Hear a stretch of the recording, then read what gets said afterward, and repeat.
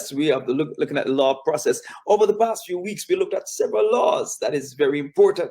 Amen. I remember one week we looked at the law of environment, that your environment matters. Where you are matters. Amen. And we look at different laws, important laws that is essential to take us to where God wants us to be.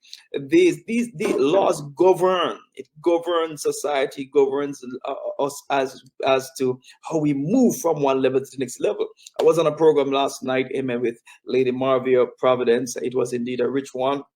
And I spoke about the law of honoring, the law of giving, the law of words. All these laws are powerful laws, and we need to know them. We need to know so we know how to operate. I was sharing with someone today that if you live by the laws of God and the words of God, you don't have to worry about a prophet finding you to give you a word and search down to get a word from a man of God or a woman of God. If you live by the laws of God, the principles and the procedures and the instructions of God, you're fine. You're good.